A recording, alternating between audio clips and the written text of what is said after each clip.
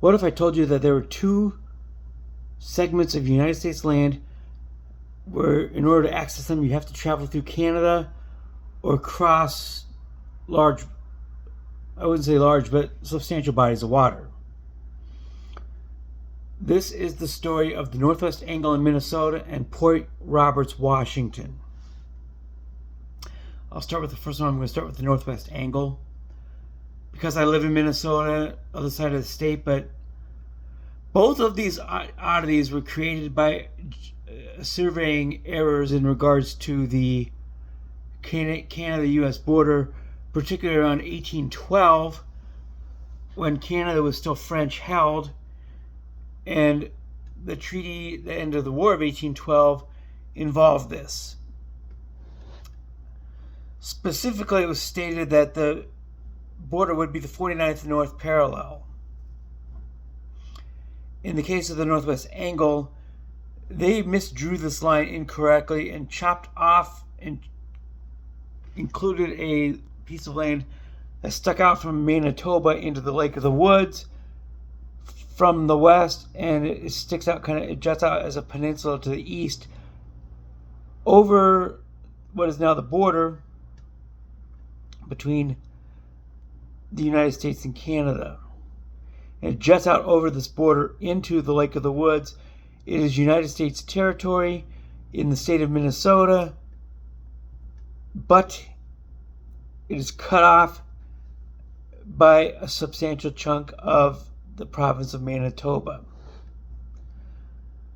The Northwest Angle only has a permanent population of maybe 150 individuals. So there's not really a settlement or a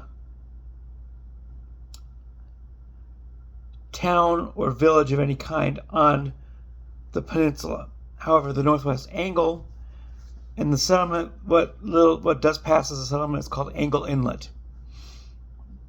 And it's on an inlet, as the name suggests, from the Lake of the Woods. The Lake of the Woods is a very, very large lake body of water that straddles Minnesota and Manitoba in Canada, and also extends to have a shore in Ontario. So it's kind of the area where the two provinces and the state all meet. So Angle Inlet juts out into the lake. The significance of this piece of land has to do with fishing and fishing tourism, which is the primary, if not the only, real industry in this area.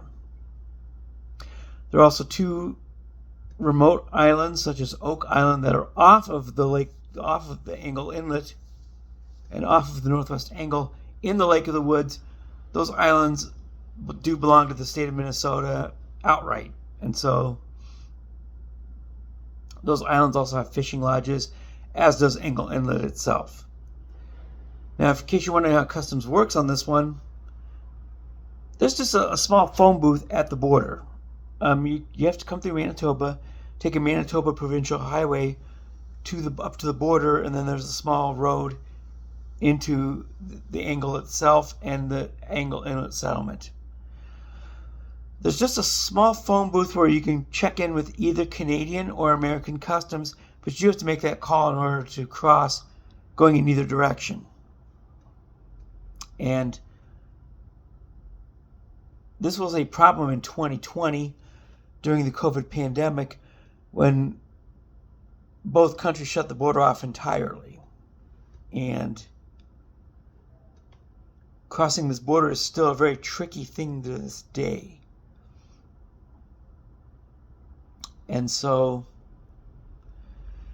Minnesota came up with a solution for the resorts of the Northwest Angle. It existed for about 3 years.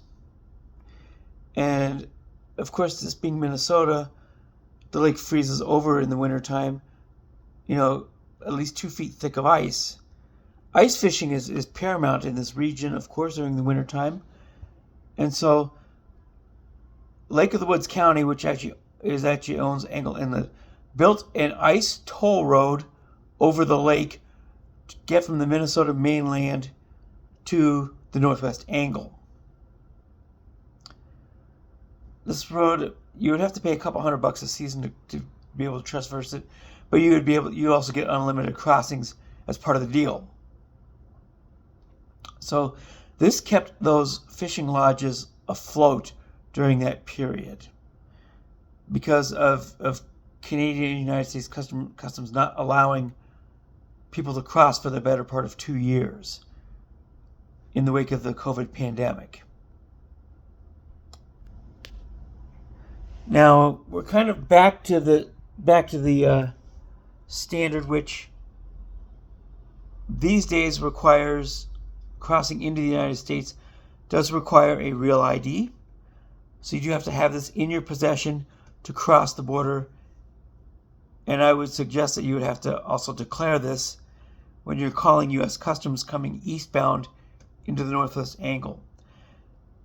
In crossing into Canada, it's a little bit of a different story because crossing into Canada is a little bit easier than crossing into the United States. Having a real ID is absolutely critical to making this crossing because you can get into Canada really easy, but without a real ID, you can't get back home into the United States, particularly if you're coming from the Minnesota mainland. So, in a wrap, that's the story of the Lake of the Woods. Now, the same boundary drawing mishap created Point Roberts, Washington. This was a little simpler because the 49th parallel was never misjudged in this, was not misjudged, as far as any sort of drawing of an angle that went around and cut off a specific territory. The accident here was the fact that nobody knew at the time, in 1812, that the 49th parallel cut through this small peninsula off the coast of Vancouver, British Columbia. This small, less than 2 square mile piece of land that cuts south of the 49th parallel, south into United States territory, is Point Roberts. And in order to access Point Roberts, you do have to cut through Canada. You have to actually cross the border twice, just like you do with the Northwest Angle. With the Northwest Angle, you have to cross from the Minnesota mainland into Manitoba, and from Manitoba into the Angle. In Point Roberts, you have to cross at Blaine, Washington, going northbound into British Columbia. Then you have to go through the city of Surrey, and then into the city of Tsawwassen, which from there you cross south into Point Roberts.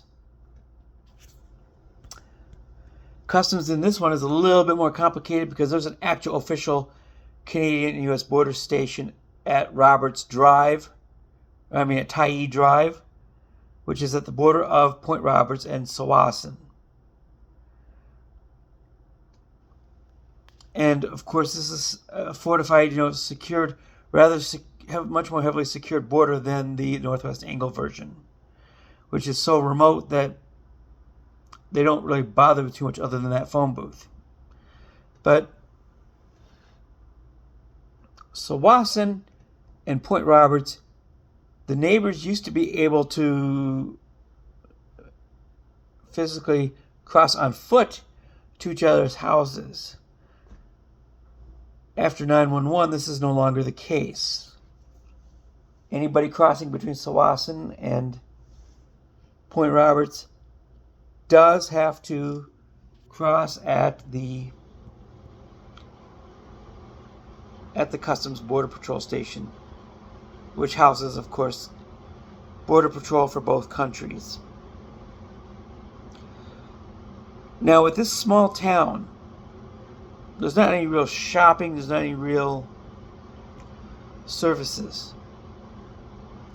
There is an elementary school, however, it only runs kindergarten through 3rd grade. So any students older than 3rd grade go to school in Blaine, Washington. This involves school buses that have to cross the borders 4 times. These students have to cross the border 4 times a day. Now, there are special arrangements in regards to these particular buses. The students' names and identities are already pre-declared for the entire school year, so they always know exactly who's on the bus, including the drivers themselves.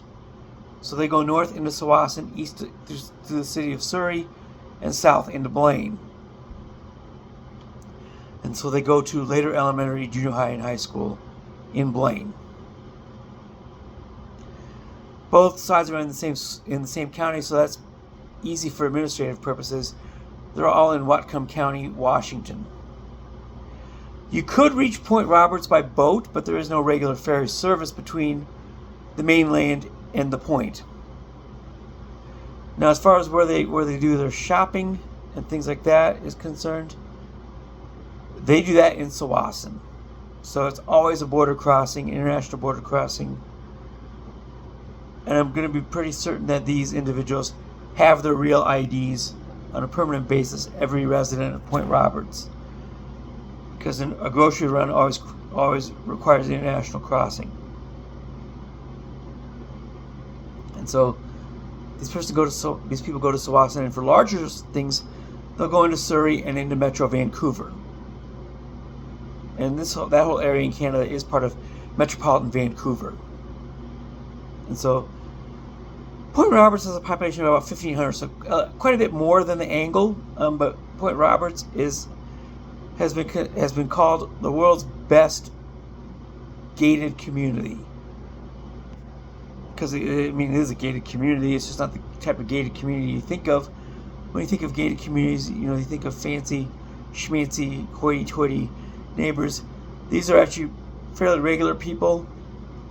Given that the cost of living in Washington State has never been very low, I'm sure that they have decent incomes. And as I understand it, a good amount of them do work remote, which makes life economically possible for many people in this settlement. The border does cross the peninsula and crosses into the Pacific Ocean from there. So their primary service center is Sawasan, British Columbia, and then further into that, the actual city of Vancouver. But with that type of population, everybody does know everybody as well. Let's have each other's backs. The custom stations definitely know everybody, but they do have to meet the requirements in border crossings as mandated by both the respective nations. Now, relating back to my previous film about Wexit, that does not affect these situations most likely. Because there's not a situation in which I can see British Columbia entirely seceding from Canada. I can see a chunk of it, but it's not this area. Metro Vancouver is still very much tied to Ottawa. So Wexit would not impact the Point Roberts situation at all. There's a minimal chance that it could help in the Northwest Angle, Minnesota situation if Manitoba, for some reason, gets so fed up that they actually decide to secede and become the 53rd state, in which case this border anomaly would cease to exist. It would just be a matter of crossing state lines at that point between Manitoba and Minnesota. So anyhow, that is the short story of the two American geographical anomalies with Canada, the two areas where you have to cross Canadian territory to reach American soil: the Northwest Angle, Minnesota, and Point Roberts, Washington. These are pretty cool places, really geographical anomalies. So that's it for now. Enjoy your Sunday. Hopefully you're doing some Sunday things. I will see you on Monday tomorrow. Peace out, homies.